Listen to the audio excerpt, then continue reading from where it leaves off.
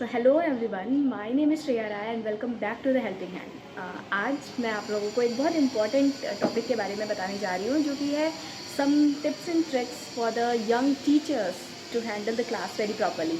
As I am a teacher, or I know what type of difficulties, what type of problems we face in our daily lives when we enter in a class, और क्या क्या चीज़ें हम देखते हैं, क्या क्या चीज़ें हमें कंट्रोल करनी पड़ती हैं, और क्या क्या नए नए तरीके ऐसे हैं जिनसे हम अपनी क्लास को और ज़्यादा इफ़ेक्टिव बना सकते हैं और बच्चों को बहुत ज़्यादा अपने पास रख सकते हैं. तो कुछ कुछ चीज़ें मैं आप लोगों को बताऊंगी जिससे हम अपनी क्लास को एक स्मूथ तरीके से कंडक्ट कर सकते हैं, और वो बहुत ही सिंपल है. इसमें आपको कुछ एक्स्ट्रा एफर्ट करने की ज़रूरत नहीं है, वो बहुत सारी सिंपल चीज़ें. सबसे पहला, स्टे अवे फ्रॉम फियर.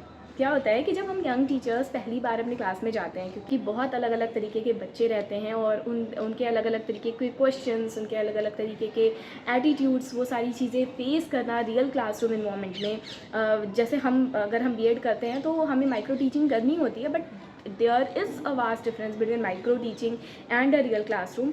तो there is a huge difference. Okay, so जब आप क्लासरूम में एंटर करते हो, जब आपके पास सच में वो एक क्लास होती है, बच्चे होते हैं, तो वो एक डिफरेंट सा सिनेरियो होता है. तो वहाँ पर सबसे पहली जो चीज़ है आपको समझने की, वो ये है कि आपको अपना फियर साइड में रख कर आना है. मतलब कोई डर नहीं होनी चाहिए आपके अंदर कि आप पहली बार क्लास को रिप्रेजेंट करने जा रहे हो या पहली बार कोई चीज़ करने जा रहे हो. कोई भी डर नहीं. आपको सिर्फ ये ध्यान में रखना है कि यू आर अ टीचर, और वहाँ पर अगर आप स्टैंड कर रहे हो तो आपके अंदर वो क्वालिटी है कि आप वहाँ पर स्टैंड कर रहे हो. तो you are a teacher and you have to deliver whatever you know about your subject and whatever you can give to the students.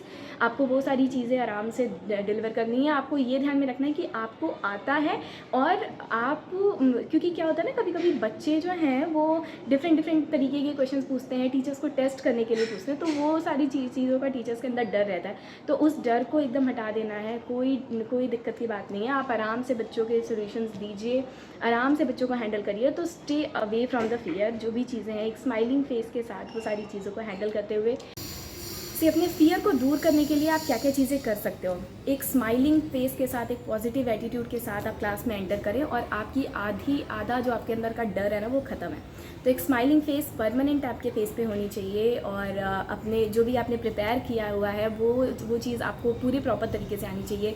अगर आपको अभी भी ज़्यादा डर लग रहा है क्लासरूम में एंटर करने से, या फिर जो भी बच्चों को अपने पॉइंट्स है वो बताने से, तो एक दिन पहले आप ऐसी प्रैक्टिस करिए, मिरर के सामने प्रैक्टिस करिए, या फिर आप अपने कॉन्वर्सेशन को, जो भी आप पढ़ा रहे हैं, आपकी टीचिंग्स हैं, उसको आप रिकॉर्ड कर सकते हैं. या आपके स्कूल में या आपके जो भी जिनसे भी आप कंफर्टेबल होते हो, आप उन्हें एक बार एक प्रैक्टिस टीचिंग करके दिखा सकते हैं कि आप कैसे वो चीज़ बता रहे हैं. या बहुत ही अच्छा एग्जाम्पल है, अगर आप उसको रिकॉर्ड करके वापस सुनते हैं, तो रिकॉर्ड करने के बाद वापस सुनने पे आपको आपकी जो कमियां हैं वो सारी चीज़ें पता चल जाती हैं कि आपको किन किन चीज़ों में अभी सुधार लेकर आना है. तो खूब सारी प्रैक्टिस करिए, लेसन रिकॉर्ड कर लीजिए, और एक स्माइलिंग फेस के साथ जब आप अंदर जाते हैं, प्रिपेयर करिए अपने पूरे नॉलेज को, अपने पूरे सब्जेक्ट को.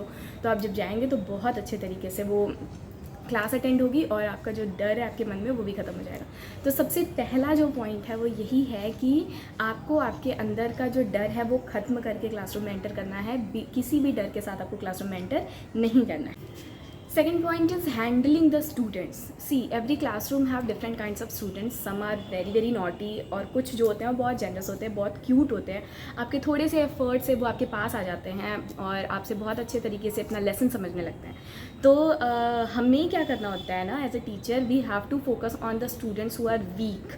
जो हम वीक नहीं कह सकते, बट जो थोड़ा सा बिलो एवरेज लेवल के हैं, हमें ज़्यादा कोशिश करनी होती है कि हम क्योंकि जो ऐसे बच्चे होते हैं जो फास्ट लर्नर्स होते हैं ना, वो आराम से चीज़ें लर्न कर लेते हैं. बस इसका मतलब ये नहीं है कि हम उन्हें बाइकआउट करें या उन्हें हम थोड़ा सा कम ध्यान दें, ऐसा बिल्कुल भी नहीं है.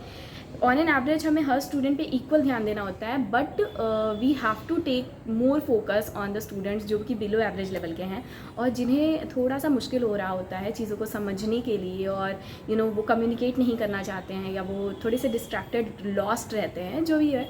तो ऐसे बच्चों के ऊपर थोड़ा सा ज़्यादा ध्यान देना होता है. और जो भी चाहे उस क्लासरूम में क्रिएट हो रहा है, बच्चे जो भी बदमाशियाँ कर रहे हैं, उन्हें बहुत अच्छे तरीके से, बिना उन्हें पनिशमेंट दिए, थोड़ा सा उन्हें समझा के और कूल तरीके से, अपने आप को कूल प्रेजेंट करके वो सारी चीज़ें जब आप संभालेंगे तो आपकी क्लासरूम बहुत अच्छे तरीके से संभल जाएगी.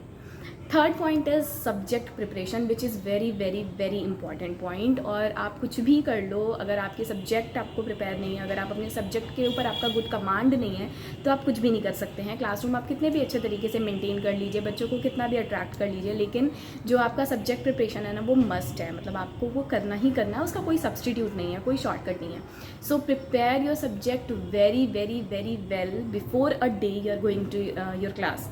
अपने क्लासरूम में जाने से पहले अपना सब्जेक्ट बहुत अच्छे से प्रिपेयर कर लेना चाहिए। जो भी पॉइंट्स हैं आपको, जो भी डाउटफुल ऐसे लग रहे हैं, वो उन्हें समझ लेना चाहिए कहीं से भी सर्च आउट करके, और अपने सेक के लिए पढ़िए। इस चीज़ के लिए पढ़िए कि आपको वो चीज़ पूरे तरीके से समझनी है और दूसरों को समझानी है। इस चीज़ के लिए अगर आप ये सोचकर अगर आप पढ़ाई करेंगे तो आपको बहुत अच्छे तरीके से वो पूरा सब्जेक्ट समझ में आ जाएगा। और अगर आपको समझ में आया है तो ही आप दूसरों को समझा सकते हैं, और हमें तो बच्चों को समझाना है। तो subject preparation is very must.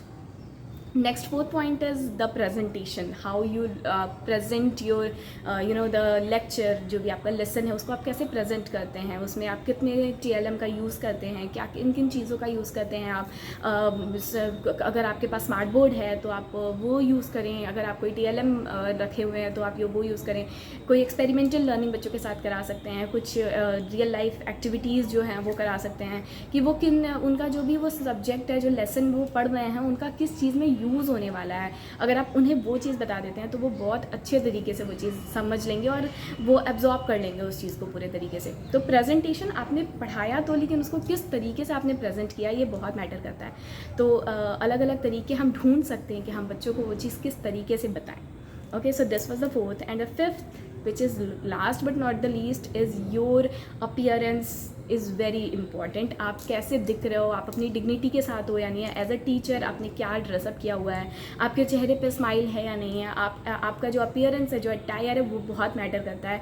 तो बी प्रोफेशनल और एकदम अच्छे तरीके से बच्चों के सामने जाके, बिकॉज द स्टूडेंट्स ना वो नोटिस करते हैं कि आपने क्या पहना है, not only your attire but also your attitude, कि आप उनके साथ किस तरीके से बिहेव कर रहे हो, किस तरीके से पेश आ रहे हो। आपके अंदर आपको अपना ईगो साइड में रखकर जाना है, आपको एक डिग्निटी के साथ उनके सामने जाना है। बच्चे ये सारी चीज़ें माइंड करते हैं, ये सारी चीज़ें देखते हैं, वो नोटिस करते हैं कि हमारे टीचर ने क्या पहना है, वो हमसे कैसे बात कर रहा है, वो स्माइल कर रहा है या नहीं कर रहा है, वो सारी चीज़ें नोटिस करते हैं। एक एक चीज़ वो नोटिस करते हैं आपके बारे में, ये आप भी देखते होंगे। सो बहुत ज़रूरी है कि हम पढ़ाने जाएं तो एक पॉजिटिव एटीट्यूड के साथ जाएं, ताकि हम बच्चों को भी थोड़ा खुश कर सकें, उनके ऊपर वो बर्डन ना रख सके कि आपको ये लर्न करना ही ये करना ही है। नो, पढ़ाई को एक बर्डन के, जब हम खुश रहेंगे, जब हम उस चीज़ को एक्सेप्ट करेंगे कि पढ़ाई बर्डन नहीं है, बल्कि उसको एक्सपेरिमेंट के साथ, उसको नए नए तरीक़ों के साथ हम सीख सकते हैं, तो तभी हम बच्चों को सिखा सकते हैं। अगर हमारे ऊपर ही रहेगा कि वो पढ़ाना है, ये वो, तो वी कांट डू दिस ना। हम बच्चों को के अंदर वो चीज़ फिर हम नहीं जर्मिनेट कर सकते हैं। So we have to check it out कि हमारे अंदर वो पॉजिटिव एटीट्यूड है, और तभी हम वो चीज़ हम बच्चों को डिलीवर कर पाएंगे। सो बी प्रोफेशनल और अपना ईगो साइड में रखकर एक स्माइलिंग फेस के साथ हमेशा क्लास में एंटर करें। सो दीज 5 थिंग्स जो मैंने आप लोगों को बताई, सबसे पहला आपको आपकी फियर को साइड में रख के जाना है, handle your fear. Second, handling your students, how do you handle your student is very very important, कि आप स्टूडेंट्स को कैसे हैंडल कर रहे हो। Third one is your subject preparation which is very must, कि आपको अपना सब्जेक्ट तो कम से कम प्रिपेयर रहना ही चाहिए। Fourth one is your presentation, not only your subject preparation, but how do you present your subject to your classroom is very important. And the fifth, your attitude, your attire is very important. So these 5 things अगर आप इसको proper तरीके से prepare करते हैं और इन सारी चीज़ों को mind में रखते हुए अगर आप classroom में enter करते हैं, तो believe me, your class is going to be very good, और आप बहुत अच्छे से अपनी class को संभाल पाओगे और अपने students के best teacher हो पाओगे। So because ultimately at the end of the day we are a teacher because of our students and for our students। हम सिर्फ अपने बच्चों के लिए टीचर्स हैं, तो जो भी काम करना है सिर्फ उन्हीं के लिए करना है। So do follow these 5 points, और आपकी क्लास बहुत ज़्यादा अच्छे से रन करने वाली है। थैंक मी लेटर अगर ये पूरी वीडियो और ये पॉइंट्स आप लोगों को हेल्पफुल लगते हैं। तो अगर हेल्पफुल लगा तो please do like it, share it, और आपने बहुत ध्यान से सुना उसके लिए थैंक यू।